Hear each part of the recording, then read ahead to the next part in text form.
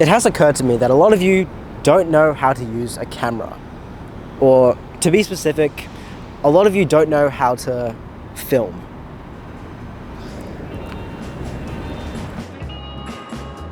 So in honor of yesterday's video, I'm going to teach you how to use a camera. Well, no, not teaching you how to use a camera, teaching you how to film.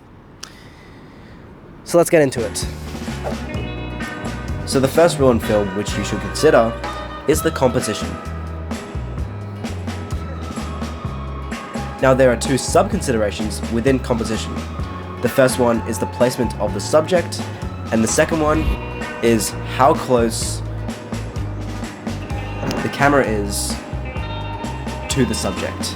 Now I can't stress enough how important composition is when you're filming a video, because in a way, your camera is a character within your film, and it has the ability to tell a story, evoke emotion, and basically everything that you're trying to achieve verbally or through the narrative of the story, you can achieve also through the camera, and composition is a great communicator of that.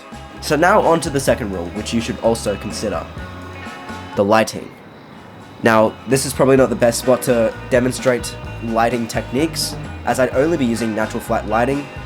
So let's cut back to here, and sort of just show you the different techniques to light your subject, and I'll break it down into three simple forms. The first one is placing your light directly in front of your subject, and that is called flat lighting. Then there's the second form of lighting, which is putting the light behind your subject. It's okay to use this type of lighting for maybe a shot or two, but it's probably best not to do it consistently. And finally, the one that I like to use a lot to prevent your subject from being too confronting to the viewer. I need to find a better synonym for that. Let me come back to you. Now, a lot of forms of lighting can make your subject unflattering. And to make your subject more flattering, I would recommend this third form of lighting. I don't know what it's called, but I like to call it the high dynamic range lighting form, because it shows a bit of shadow, but also a bit of light source.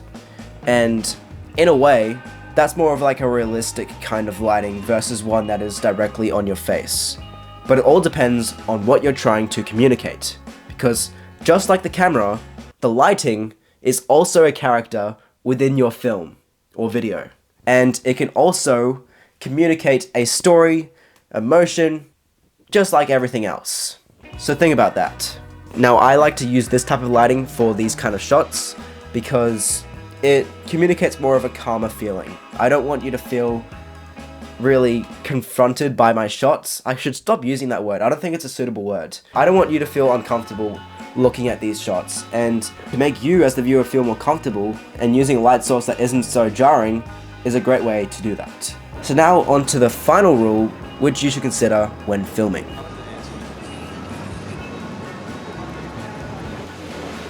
Movement. Now, there are various forms of movement. There's POV movement, there's movement via a dolly, in other words, maybe a drone, or maybe your camera is on rails, or you're even just on an escalator like me. And in a way, you don't always have to have your edit constantly moving. You don't have to have your film constantly moving. Sometimes, it's just great to have still shots. So, in a way, movement, just like lighting, just like the composition of your camera, is a character within your film. And I keep saying this because every small micro factor in filmmaking is important. Every little factor in your film adds up into communicating your final vision, your creative vision. So, hopefully you got something out of this video, and thanks for watching.